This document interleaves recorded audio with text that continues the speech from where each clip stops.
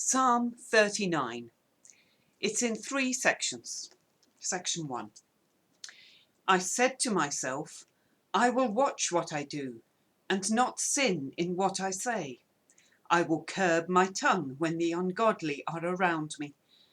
But as I stood there in silence, not even speaking of good things, the turmoil within me grew to the bursting point. My thoughts grew hot within me and began to burn, igniting a fire of words. O Lord, remind me how brief my time on earth will be. Remind me that my days are numbered and that my life is fleeing away. My life is no longer than the width of my hand. An entire lifetime is just a moment to you.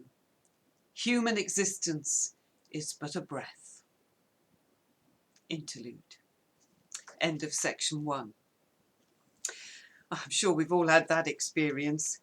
Oh yes, he was determined to stay on the right side. He was determined he would speak good things even though people around him were speaking bad things, and he got sucked in.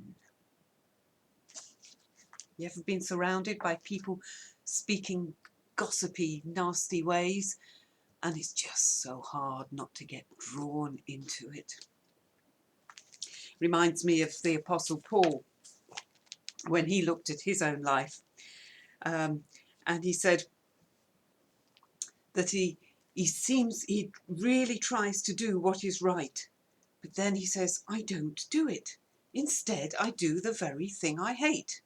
I know perfectly well what I'm doing is wrong, and my bad conscience shows that I agree that the law is good, but I can't help myself.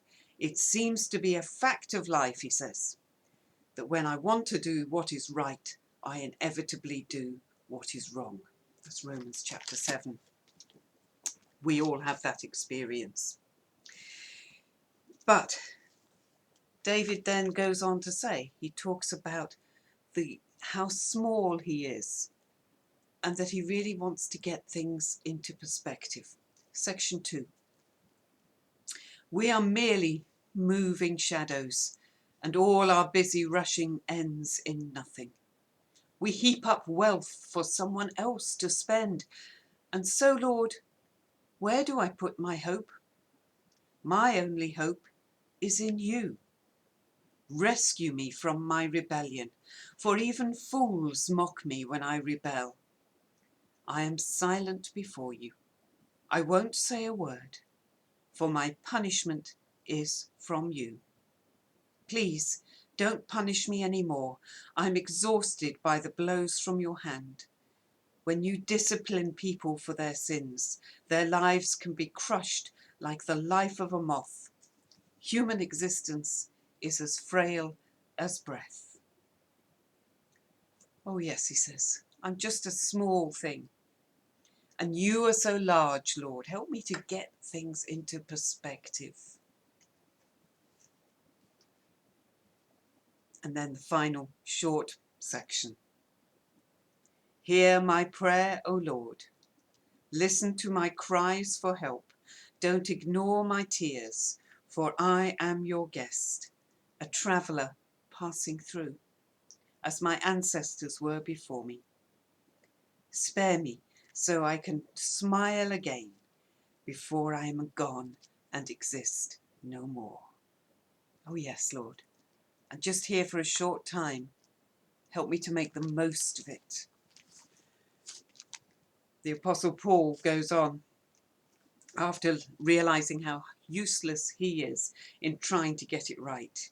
He goes on, thank God, the answer is in Jesus Christ our Lord. And so it is. That's why we cry out to him, Lord, don't just help us to do better, but change us from the inside in. Make us new.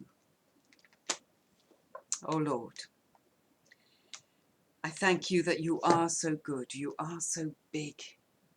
And though we are small, we can put our trust in you. And you change everything.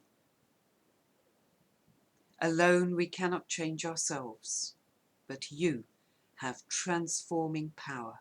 So come, Lord, and make us new by your Spirit living within us. Amen.